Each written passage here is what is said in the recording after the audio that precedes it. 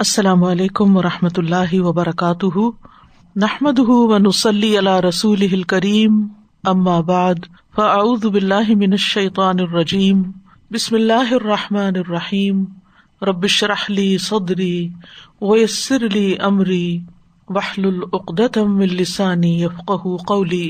سورۃ النساء آیت نمبر 172۔ لن يستنكف المسيح أن يكون عبدا لله ولا الملائكة المقربون ومن يستنكف عن عبادته ويستكبر فسيحشرهم إليه جميعا۔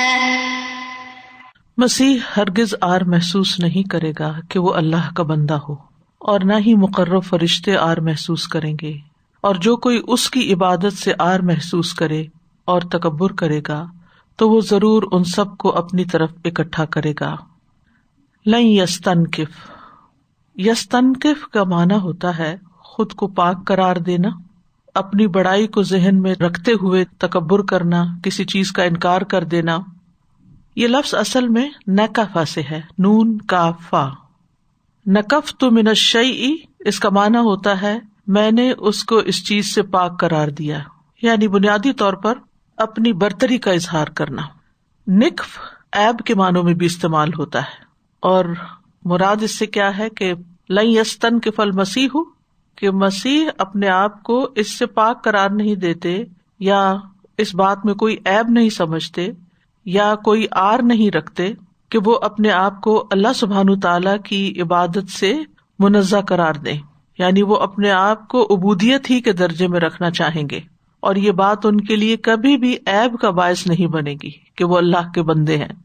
تو عیسیٰ علیہ السلام اللہ سبحانہ تعالیٰ کی عبادت سے بڑائی کا اظہار کرتے ہوئے انکار نہیں کر سکتے، یعنی مسیح علیہ السلام جن کو لوگوں نے الہ بنا لیا ہے، تو اللہ سبحانہ تعالیٰ کیا فرماتے ہیں کہ وہ تو خود بھی اللہ کے بندے بننا پسند کریں گے اور اللہ کی عبادت کا کبھی انکار نہیں کریں گے، وہ اللہ سبحانہ تعالیٰ کا قرب حاصل کرنے کے لیے وسیلہ تلاش کریں گے، جیسے کہ سورۃ الاسراء میں آتا ہے اولئک الذین یدعون یبتغون الی ربہم الوسیلۃ ایہم اقرب، وہ لوگ جنہیں یہ پکارتے ہیں وہ خود اپنے رب کی طرف وسیلہ ڈھونڈتے ہیں جو ان میں سے زیادہ قریب ہیں، یعنی ایسا وسیلہ تلاش کرتے ہیں کہ جو ان کو اللہ کے قریب کر دے۔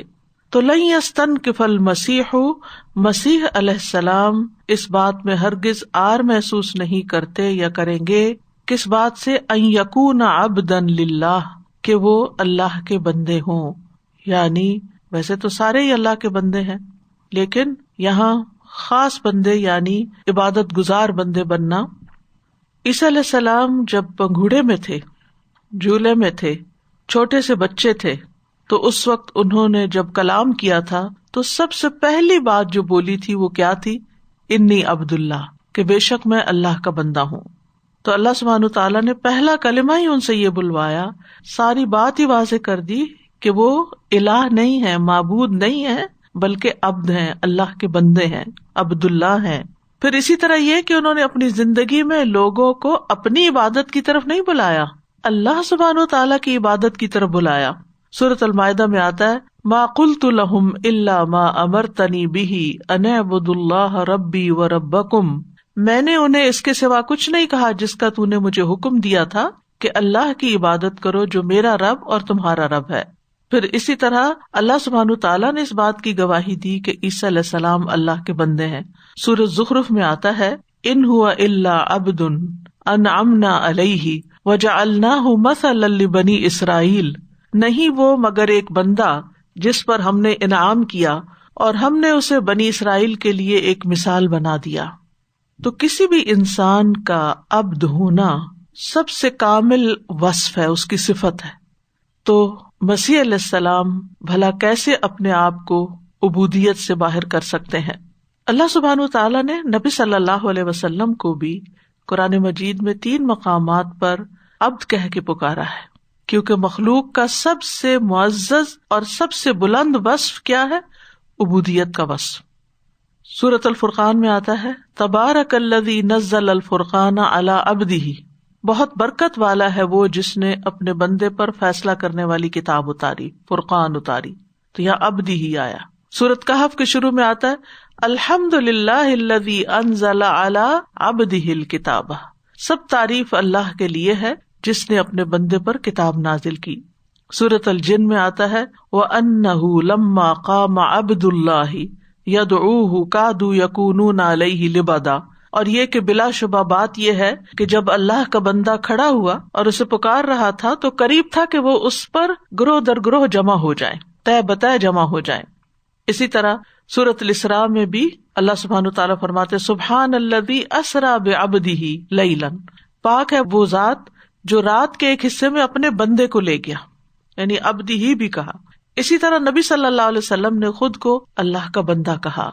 حضرت عائشہ کہتی ہیں میں نے کہا اللہ کے رسول صلی اللہ علیہ وسلم اللہ مجھے آپ پر قربان کرے، ٹیک لگا کر کھانا کھا لیا کرے کیونکہ اس میں آپ کے لیے زیادہ آسانی ہے. یہ سن کر آپ نے اپنا سر اس قدر جھکایا کہ قریب تھا کہ آپ کی پیشانی زمین کو چھونے لگتی، اور فرمایا میں تو اسی طرح کھاؤں گا جس طرح بندہ کھاتا ہے، ایک عبد کھاتا ہے، اور اسی طرح بیٹھوں گا جس طرح ایک بندہ بیٹھتا ہے. یعنی آپ صلی اللہ علیہ وسلم کے اندر اتنی عاجزی تھی اور اتنا جھکاؤ تھا اور دل سے اپنے آپ کو اللہ کا بندہ مانتے تھے، حالانکہ آپ کا مقام کتنا بلند ہے، اور اسی کو ترجیح بھی دیتے تھے. ابو ہریرہ کہتے ہیں جبریل نبی صلی اللہ علیہ وسلم کے پاس بیٹھے ہوئے تھے اور آسمان کی طرف دیکھا کہ ایک فرشتہ اتر رہا ہے. تو جبریل علیہ السلام نے نبی صلی اللہ علیہ وسلم کو بتایا کہ یہ فرشتہ آج سے پہلے یعنی اپنی پیدائش سے لے کر آج تک کبھی یہ زمین پہ نہیں آیا، پہلی دفعہ آیا. جب وہ اتر چکا تو اس نے کہا اے محمد صلی اللہ علیہ وسلم آپ کے رب نے مجھے آپ کی طرف بھیجا ہے، یعنی اللہ سبحانہ تعالیٰ کی طرف سے پیغام لے کر آؤں کہ اللہ تعالیٰ آپ کو بادشاہ بنا دے یا بندہ جو رسول ہو. کہ آپ کو کیا پسند ہے، بادشاہ بننا پسند ہے یا بندہ بننا پسند ہے اللہ کا اور رسول. جبریل علیہ السلام نے آپ کو کہا اے محمد صلی اللہ علیہ وسلم اپنے رب کے لیے عاجزی اختیار کریں. تو رسول اللہ صلی اللہ علیہ وسلم نے فرمایا نہیں بلکہ مجھے بندہ اور رسول بنا دے میرا رب. اسی طرح آپ اپنے اعمال سے بھی کاموں سے بھی عاجزی کا اظہار کرتے تھے. ایک مرتبہ آپ لوگوں کے بیچ میں بیٹھے ہوئے تھے تو گھٹنوں کے بل بیٹھے ہوئے تھے، یعنی جس طرح تحیات میں بیٹھتے ہیں. تو ایک اعرابی نے اس پر اعتراض کیا تو آپ نے فرمایا اللہ نے مجھے کریم بندہ بنایا ہے، مجھے جابر و تندخو نہیں بنایا. اور پھر یہ ایمان والوں کی صفت بھی ہے کہ ان کے اندر عاجزی ہوتی ہے، بندگی کی خو ہوتی ہے. وہ اللہ کا بندہ بن کے رہنا پسند کرتے ہیں، نہ کہ جابر متکبر بن کے. رسول اللہ صلی اللہ علیہ وسلم نے فرمایا ایمان والے عاجزی کرنے والے اور نرم ہوتے ہیں، اس مانوس اونٹ کی طرح کہ اگر اس کو چلایا جائے تو وہ چلتا ہے، اگر اس کو پیچھے سے ہانکا جائے تو بھی چلتا ہے، اور اگر اس کو چٹان پہ بٹھا دیا جائے تو بیٹھ جاتا ہے، یعنی اس میں اکڑ نہیں ہوتی. وَلَا الْمَلَائِكَةُ الْمُقَرَّبُونَ اور نہ مقرب فرشتے، یعنی مقرب فرشتے بھی اللہ کا بندہ کہلانے میں کوئی آر محسوس نہیں کرتے. یعنی نہ ہی عیسیٰ علیہ السلام، حالانکہ ان کے کتنے بڑے بڑے معجزات تھے کہ مردہ کو زندہ کر لیتے تھے اللہ کے اذن سے، لیکن وہ کبھی بھی اس بات سے تکبر محسوس نہیں کرتے تھے کہ میں اتنے بڑے کام کر لیتا ہوں تو میں بندہ کیوں ہوں. اور اسی طرح فرشتے بھی نہیں. تو دراصل نصارہ نے عیسیٰ علیہ السلام کے بارے میں بہت بڑا غلو کیا، اور اس کی وجہ کیا تھی کہ وہ بغیر باپ کے پیدا کیے گئے، اور اس لیے بھی کہ ان کے ہاتھ پہ بہت سے معجزات جاری ہوئے.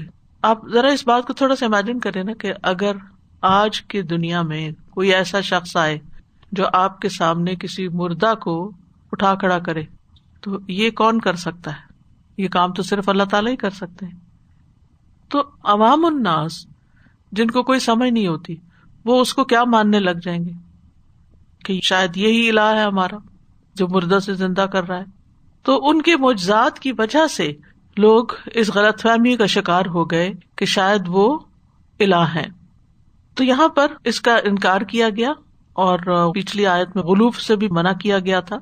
تو فرشتے بھی اللہ کی عبادت کا انکار نہیں کرتے، تو جب فرشتے نہیں کرتے تو باقی انسان پھر کیسے کر سکتے ہیں.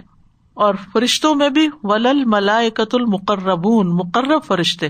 یہ کون سے فرشتے ہیں؟ جو عرش کے گرد و پیش ہوتے ہیں، جیسے جبرائیل، میکائیل، اسرافیل، اور جو ان کے مرتبے کے فرشتے ہیں. فرشتوں کا ذکر یہاں اس لیے نہیں کہ فرشتے انسانوں سے افضل ہیں، یہاں ملائکہ کا ذکر دو وجوہات کی بنا پہ کیا گیا. ایک یہ کہ فرشتے انسانوں سے زیادہ طاقتور ہیں، اور عیسیٰ علیہ السلام کے مقابلے میں بھی وہ زیادہ طاقتور تھے. جبریل علیہ السلام نے اپنے پر کی نوک سے قوم لوط کی بستی الٹ دی تھی. اس سے آپ ان کی طاقت کا اندازہ لگا سکتے ہیں. اور انہوں نے ہی مشرکین کو یوم بدر میں قتل بھی کیا تھا. جیسے اللہ تعالیٰ نے فرمایا نا فَاضْرِبُوا فَوْقَ الْأَعْنَاقِ وَاضْرِبُوا مِنْهُمْ كُلَّ بَنَانٍ. یہ فرشتوں کو حکم دیا گیا تھا کہ ان کی گردنوں پہ ضرب لگاؤ اور ان کے ہر پور پور پہ ضرب لگاؤ. دوسرا یہ ہے کہ فرشتوں کی عبادت کی وجہ سے فرشتوں کا ذکر ہے. وَجَعَلُوا الْمَلَائِكَةَ الَّذِينَ هُمْ عِبَادُ الرَّحْمَنِ إِنَاثًا. اور انہوں نے فرشتوں کو جو رحمان کے بندے ہیں عورتیں بنا دیا. یہ سورۃ الزخرف میں ہی آتا ہے. تو اسی طرح اللہ سبحانہ وتعالیٰ ایک اور جگہ پر فرماتے ہیں وَقَالُوا لَوْ شَاءَ الرَّحْمَنُ مَا عَبَدْنَاهُمْ. انہوں نے کہا اگر رحمان چاہتا تو ہم ان کی عبادت نہ کرتے، یعنی فرشتوں کی.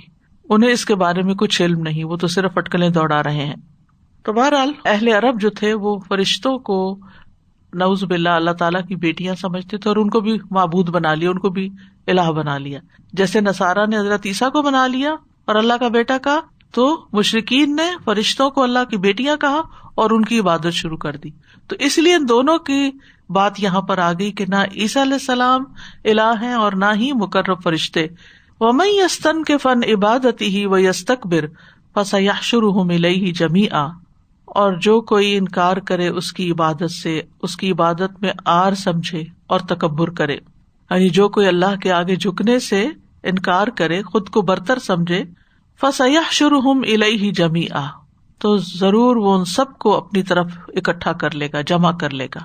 یعنی تکبر کرنے والا، عبادت کرنے والا، عاجزی کرنے والا، سارے کے سارے اللہ کے حضور جمع کر لیے جائیں گے. تو حشر کس طرح ہوگا؟ فَسَيَحْشُرُهُمْ.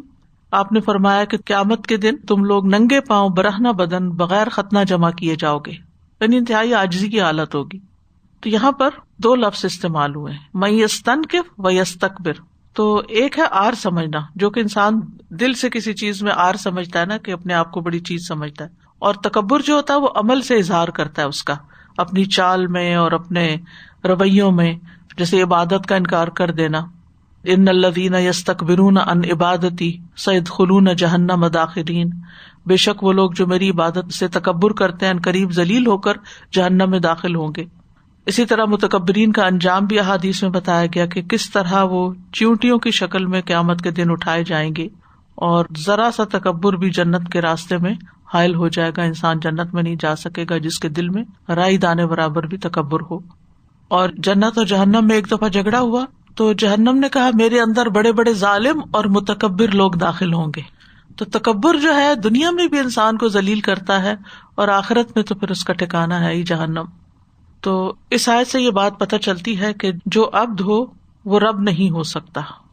تو عیسیٰ علیہ السلام کیا ہے؟ عبد ہیں، معبود نہیں ہیں.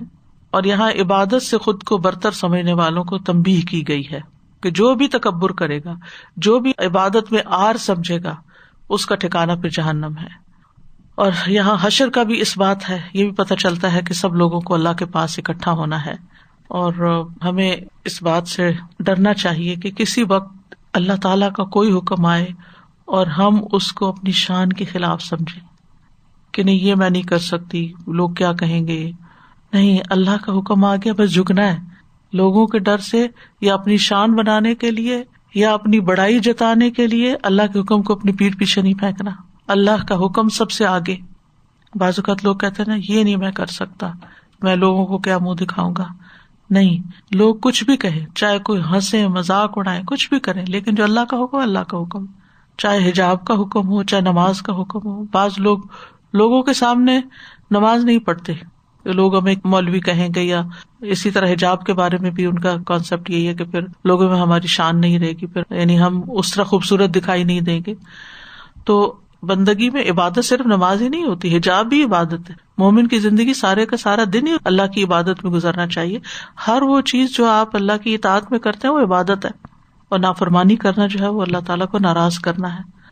فَأَمَّا الَّذِينَ آمَنُوا وَعَمِلُوا الصَّالِحَاتِ فَيُوَفِّيهِمْ أُجُورَهُمْ وَيَزِيدُهُم مِّن فَضْلِهِ. وَأَمَّا الَّذِينَ اسْتَنكَفُوا وَاسْتَكْبَرُوا فَيُعَذِّبُهُمْ عَذَابًا أَلِيمًا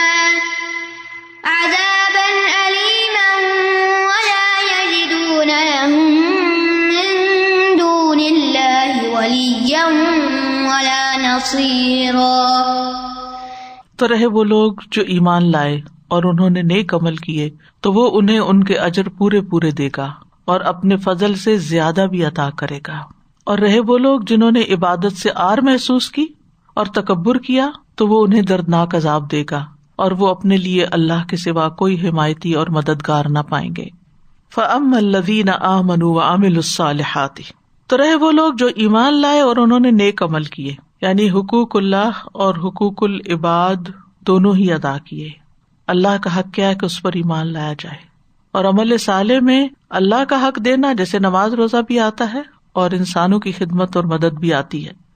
تو یہ وہ لوگ ہیں جن کا عقیدہ بھی درست ہے اور جن کے اعمال بھی درست ہیں، جو ایمان کے تقاضے بھی پورے کرتے ہیں اور عبادات بھی ادا کرتے ہیں، نماز، زکوٰۃ، روزہ، حج، نیکی کا حکم دیتے ہیں، برائی سے روکتے ہیں، امانتیں ادا کرتے ہیں، پڑوسیوں کے حقوق ادا کرتے ہیں، کمزوروں کی مدد کرتے ہیں، اللہ کا بہت ذکر کرنے والے ہیں، اللہ کا بہت شکر کرنے والے ہیں، اللہ کے آگے بہت جھکنے والے ہیں، اللہ کے فرما بردار ہیں، قرآن کی تلاوت کرتے ہیں، اس وقت نماز پڑھتے ہیں جب لوگ سو رہے ہوں، اور یہ سب کچھ وہ اللہ کا چہرہ چاہنے کے لیے کرتے ہیں، اللہ کی رضا کے لیے کرتے ہیں، کسی کو دکھانے کے لیے نہیں کرتے. تو ایسے لوگوں کا انجام کیا ہے؟ فَيُوَفِّيهِمْ أُجُورَهُمْ پورے پورے دے گا ان کو ان کے اجر. اجرت ہوتی ہے نا جب کوئی کسی کے یہاں کام کرتا ہے تو وہ ویجز جو اس کو ملتی، تو اسی سے لفظ اجر ہے، یعنی ان کی یہ جو محنتیں ہیں رائے گاہ نہیں جائیں گی، ان کا صلہ ان کو مل کر رہے گا. اور کس طرح؟ پورا پورا ملے گا. جتنی انہوں نے کوشش کی، جتنی محنت کی، جتنا اپنا آپ لگایا، اس میں سے ایک ذرے برابر بھی ظلم نہیں ہوگا. سورۃ النساء میں ہی ہم نے پڑھا نا کہ یعنی ذرے برابر بھی کوئی نیکی کرے گا تو اللہ تعالیٰ ان کو اپنے پاس سے بھی بہت بڑا اجر عطا کرے گا. وَيَزِيدُهُم مِّن فَضْلِهِ اور اپنے پاس سے، اپنے فضل سے اور بھی زیادہ دے گا. صرف ان کی محنت کا صلہ ہی نہیں بلکہ اپنے فضل سے اور عطا کرے گا. کتنا حسن ظن رکھنا چاہیے اللہ تعالیٰ سے، کتنی خوشی محسوس کرنی چاہیے کہ وہ چھوٹی سی محنت اور کوشش کی بھی کیسی قدردانی کرتا ہے. اور اللہ کا فضل کتنا ہے، اللہ کا فضل تو بہت بڑا ہے. ہمارے اعمال اتنے نہیں ہیں، اور نہ ہمارے اعمال سے ہم جنت لے سکتے ہیں، اور نہ ہی ہمارے اعمال سے ہم کسی بڑے درجے پہ پہنچ سکتے ہیں. یہ دراصل اللہ ہی کا فضل ہے. اور یہ جو اجر ہے یعنی کہ دنیا میں بھی اللہ سبحانہ تعالیٰ بندے کی مدد کرتا ہے. حدیث میں آتا ہے نا کہ جب تک کوئی بندہ کسی بندے کی مدد میں ہوتا ہے اللہ تعالیٰ اس کی مدد میں ہوتا ہے. تو یہ دنیاوی اجر ہے، کیونکہ ہمیں اپنے سارے حالات تو نہیں پتا. ہمیں نہیں پتا ہمارے پیچھے کیا ہو رہا ہے، ہمارے خلاف کون سازش کر رہا ہے، ہمارے مال کے ساتھ، ہماری صحت، ہماری جان، ہماری اولاد کے ساتھ کیا ہونے والا ہے. ہم کسی اور کام میں لگے ہوئے ہیں، اور اللہ سبحانہ و تعالیٰ وہ جو ایک مشکل آنے والی تھی اس کو پیچھے پیچھے ہی روک دیتے جس کا ہم بتاتے بھی نہیں. تو یہ نہیں ہوتا کہ اللہ سبحانہ و تعالیٰ کے لیے جب کوئی کام کیا جائے تو اللہ تعالیٰ اس کا اجر نہ دے.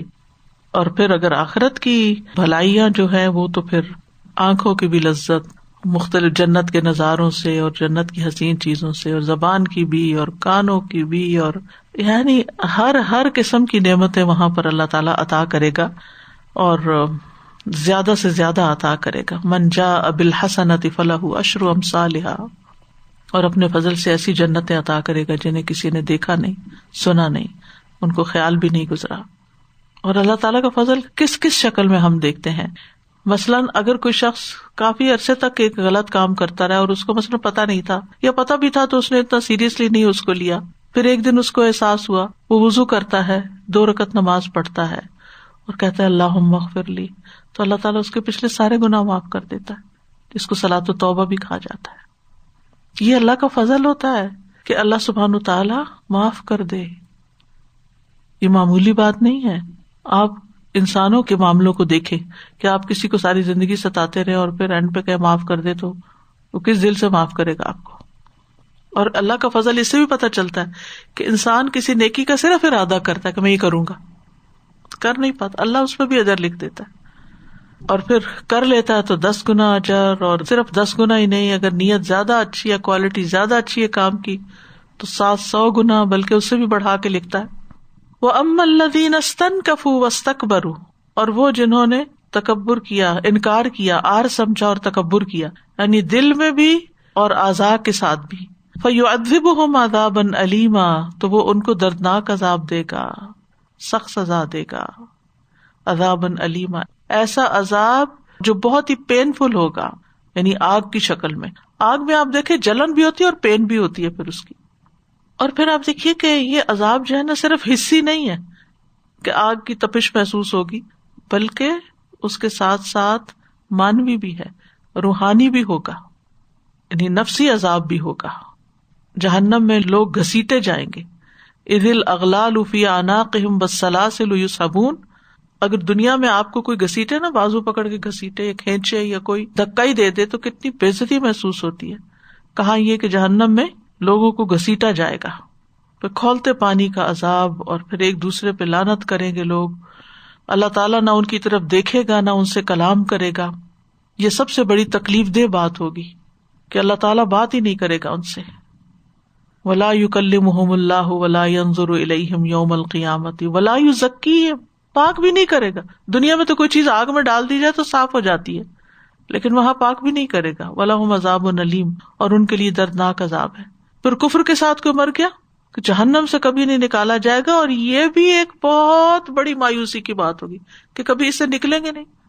سورۃ زخرف میں آتا نا، وَنَادَوْا يَا مَالِكُ لِيَقْضِيَ عَلَيْنَا رَبُّكَ. اے مالک اپنے رب سے کہو کہ ہمارا فیصلہ کر دے، ہمیں مار دے، ختم کر دے. قَالَ إِنَّكُمْ مَاكِثُونَ. وہ کہے گا تم تو ہمیشہ یہیں رہو گے.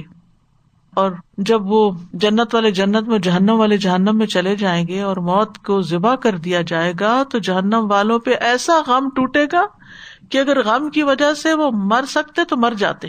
دنیا میں تو زیادہ غم آ جائے، ہارٹ اٹیک ہو جاتا ہے، لوگ مر جاتے ہیں، اس غم سے نجات ہو جاتی ہے. آگے کا نہیں پتا کہ کیا صورت حال ہے، لیکن دنیا کا غم چھٹ جاتا ہے نا. کچھ لوگ سوئسائڈ کر لیتے ہیں دنیا کے غموں سے بچنے کے لیے، لیکن وہاں تو یہ سوچ بھی ان کو ڈپریس کر دے گی کہ اس میں سے نکلنا ہی نہیں، کوئی مرنے کا بھی طریقہ نہیں. جہنم میں تو خودکشی بھی نہیں ہو سکتی کہ کوئی اپنے آپ کو خود مار لے، یا جہنمی ایک دوسرے کو مار دے. اور حسی عذاب کی تو بہت سی شکلیں ہیں، کھانے پینے کے اعتبار سے، یا لباس کے اعتبار سے، یا جلدوں کے جلنے کے اعتبار سے.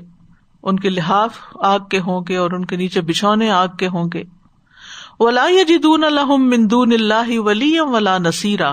اور وہ اپنے لیے اللہ کے سوا نہ کوئی دوست پائیں گے نہ مددگار. یعنی اللہ کی آیات سے انکار اور تکبر کرنے والوں کا کوئی حامی و ناصر نہیں.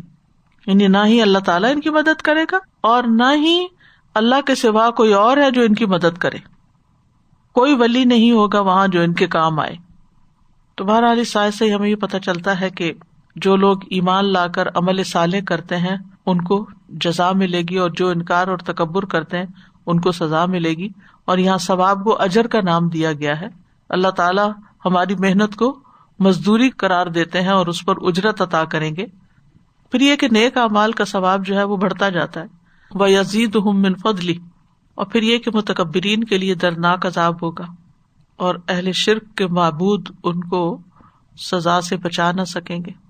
کوئی معبود، کوئی خود ساختہ الہ آگے بڑھ کے ان کی مدد نہ کرے گا.